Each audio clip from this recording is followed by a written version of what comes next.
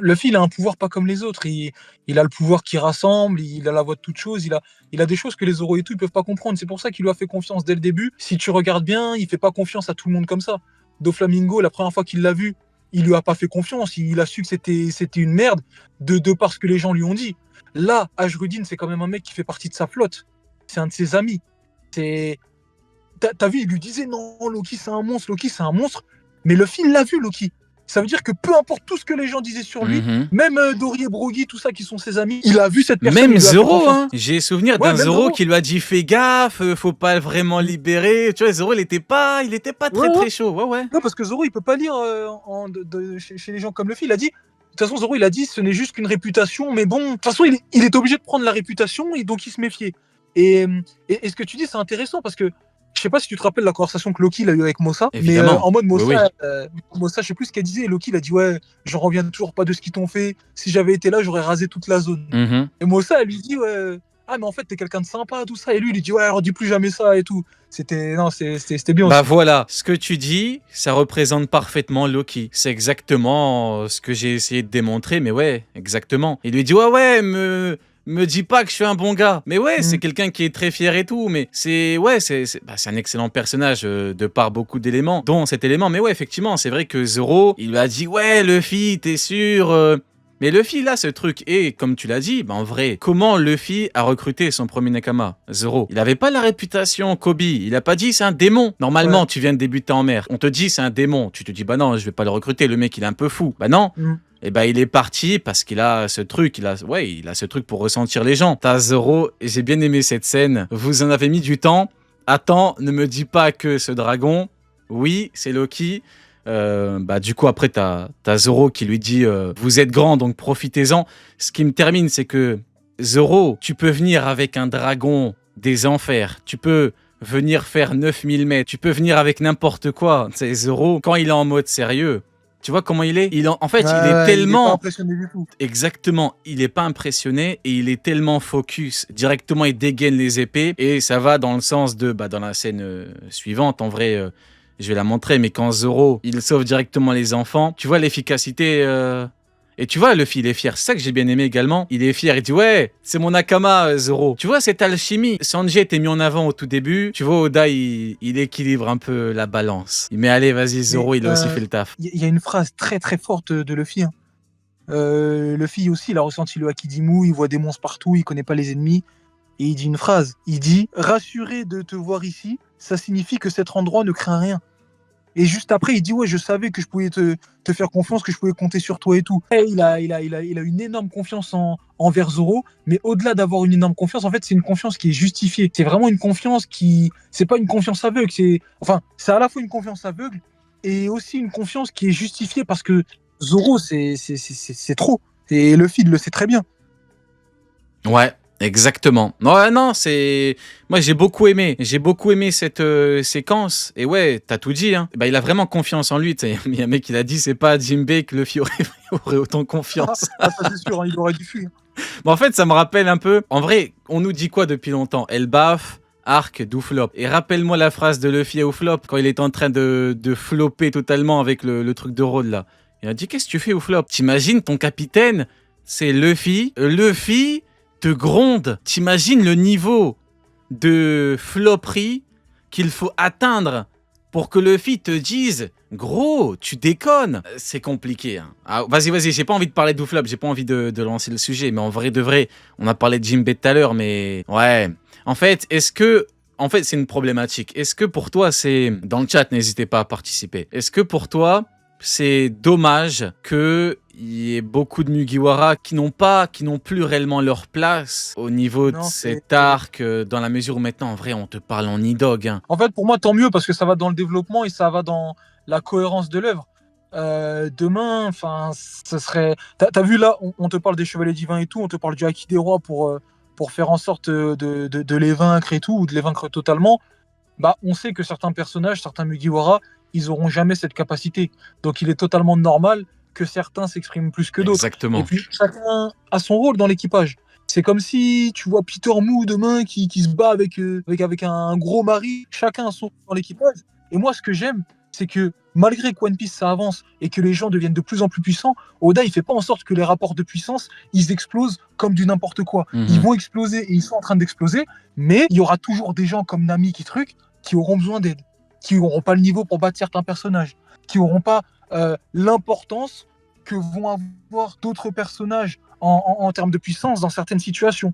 Et c'est ça qui fait que l'alchimie entre les Mugiwara elle va rester, parce que du début jusqu'à la fin, c'est les mêmes personnages qui vont avoir besoin de l'aide des mêmes autres personnages, malgré que ça va aller en s'améliorant et qu'ils auront moins besoin d'aide et qu'ils pourront aider à leur manière. Mais sur certains aspects, ce sera toujours le même schéma que Oda il a créé depuis le début du manga. Ouais, après, le fait est que, comme tu l'as bien dit, les rapports de force sont en train d'exploser, parce qu'on est en train d'entrer ce qui est pour moi une nouvelle ère, donc l'ère des dieux. Après, Nika, maintenant, t'as le dieu de la guerre, après t'as Imu, et après ça va péter encore plus. Et quand tu regardes à Onigashima, en vrai, les combats n'étaient pas extrêmement impressionnants parce que c'est pas au niveau des Tobiropo, parce que c'est proportionnel au niveau des uns des autres, mais ça racontait beaucoup de choses. C'est l'histoire de Robin, démon, j'ai pas envie, mais en fait pour mes amis, plein de trucs. Nami, le truc avec Big Mom, avec son côté maternel, etc. Ce qui peut être dommage, c'est que y a Uflop qui a,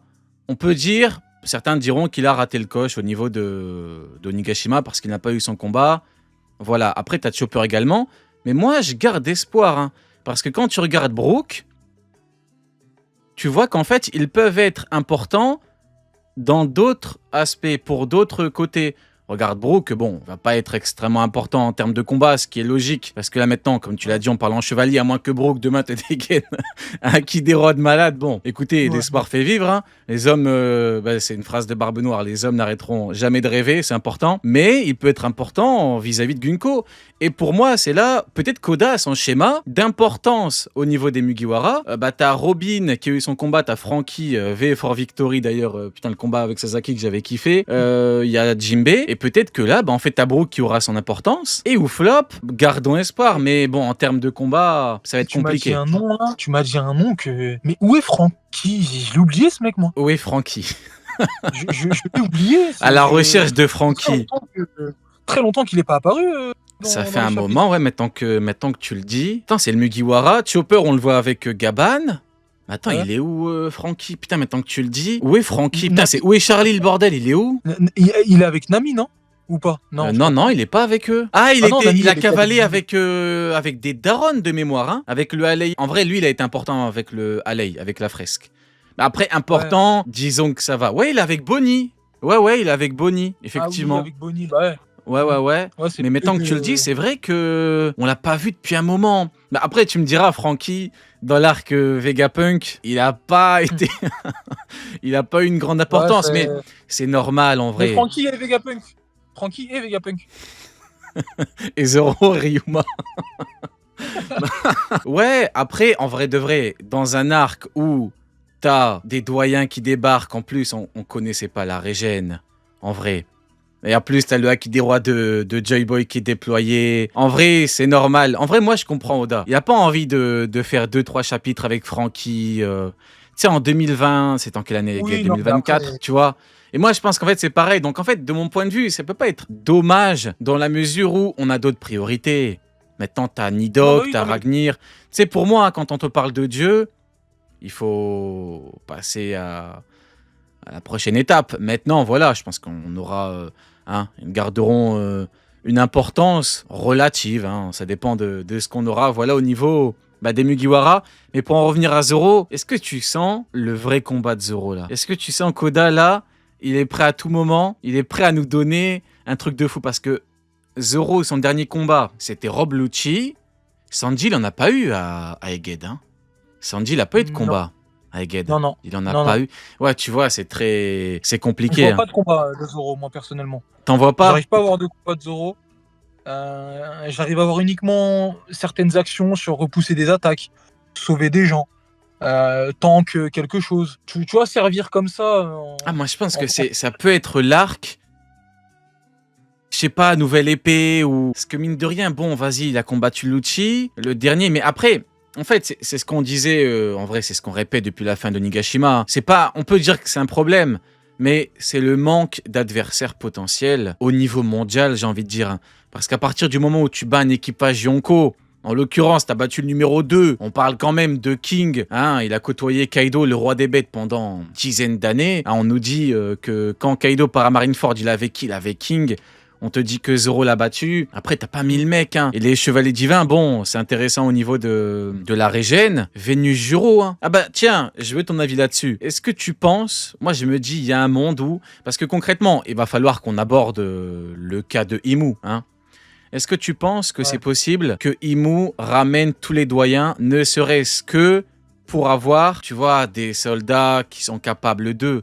Moi, je me dis, un petit Vénus Juro, on peut pas me dire que c'est pas de la merde. Parce que à Egghead, ils se sont laissés sur un clash de mémoire, Zoro, Nujuro. Tu me dis Nujuro avec son épée là, tu me le mets contre un Zoro. Maintenant, en bataille finale, ouais. En fait, moi, quand je l'ai vu arriver, et je me suis dit, lui, ça peut être potentiellement l'adversaire final de Zoro. Après, il peut y en avoir d'autres. Il peut y avoir Shiryu avec un gros power-up et tout, avec Barbe Noire, tout ça. Il peut y avoir un autre personnage comme Shamrock. Il peut y avoir un autre personnage comme certains persos qui peuvent être introduits, comme la cicatrice de feu ou je ne sais quoi. Mais en tout cas, ce qui est sûr, c'est que Nasujiro, il affrontera Zoro. Juste le clash des Kitetsu. Parce que moi, pour moi, l'explosion, c'est pas une explosion de haki. C'est une explosion qui est liée au choc des deux Kitetsu.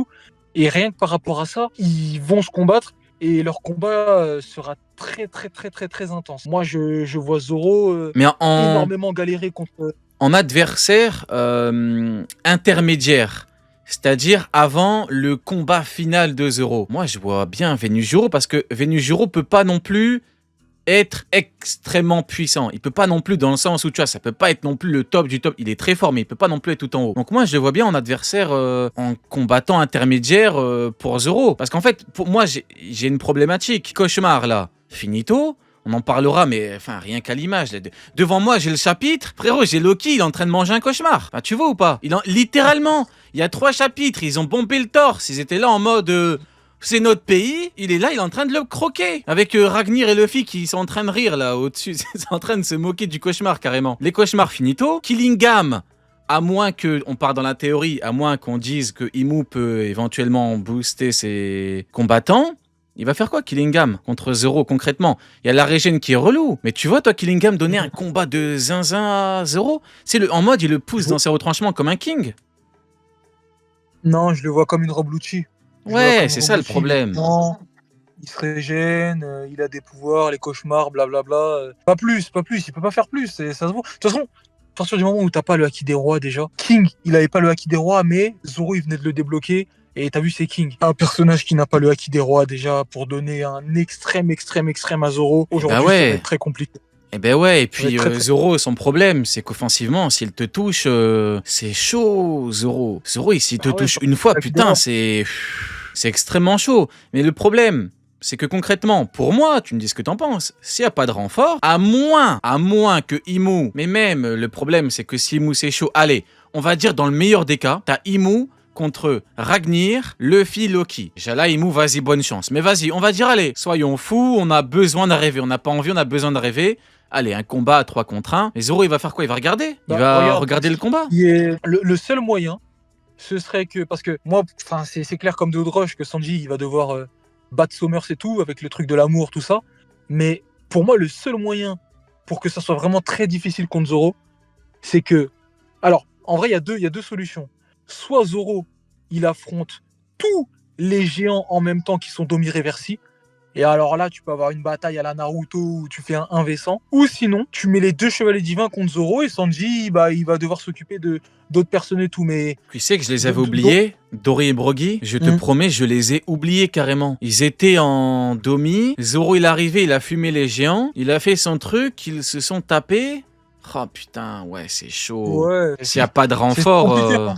Et ouais. Sans renfort, c'est très compliqué. Hein. Ouais, non, pour moi, en fait, regarde. Là, actuellement, l'arc Elbaf, il est incroyable. En plus, t'as, pour moi, le meilleur flashback de toute l'œuvre. Hein, j'ai bien réfléchi, je vous promets que... Après, j'ai souvenir en Cross Guild, on n'était même pas à la moitié du flashback, je disais déjà que c'est le meilleur. J'étais là en mode pas de ralentir. Mais tout le flashback m'a conforté dans cette idée. L'arc, globalement, il est très très bien de mon point de vue. Et là, tu vois que, en fait, pour moi, là on est dans quelle phase? Là, on est comme à Egghead. Oda a reproduit un petit peu le schéma, c'est-à-dire que t'as vraiment le moment où c'est la merde, où t'as des interventions qui peuvent venir à tout moment. On rappelle que Saturne à la base c'était le seul. Après, quand ça commence à être compliqué, il a ramené tous ses potes. Et ses potes étaient relous à cause de la régène. Là, on a des mecs très chauds qui en plus peuvent aller à l'encontre de la régène entre guillemets, vous me comprenez. Si Zoro confronté à un Vénus, et si Sanji, parce que concrètement, on a eu un clash. Sanji, il y a Saturne bien sûr avec Luffy, mais le coup de Sanji pleine mâchoire de Nijuro, ah ouais, on en parlera à la prochaine génération. Ouais, donc en fait, tu vois, c'est des petits clashs, c'est des petits trucs. Toi, tu le verrais contre quel doyen, Sanji, en vrai? Tu sais, moi, j'ai pas envie de le voir contre l'autre Golemon. Je te promets que, de tous les doyens, celui que je trouve écœurant, c'est Jupiter. Hein. Il avale les trucs, il les recrache. Il est écœurant, ce type. Non, pas le ver de terre. Moi, je le verrais avec Mars. Ouais, je le verrais avec Mars, l'oiseau. Vu qu'il vole et tout, et vu qu'il crache pas du feu, l'oiseau flamboyant, mais oui. Ouais, c'est avec lui que... Si vraiment je dois le voir, hein, mais ce serait avec lui. Et ouais.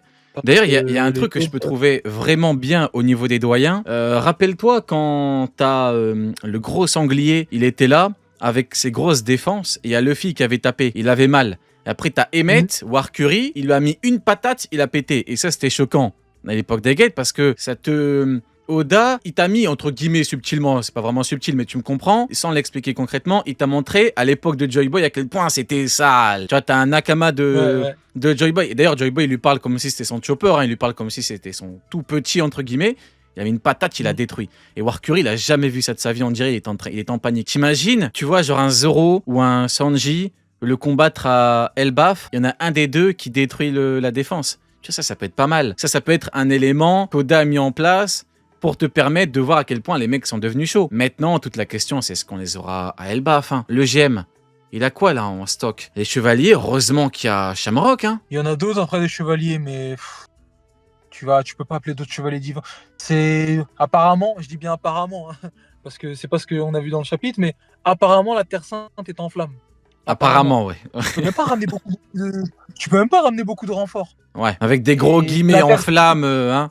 Voilà, exactement. Ouais, à ce qui paraît. On nous a dit que... voilà, quelqu'un nous a dit que...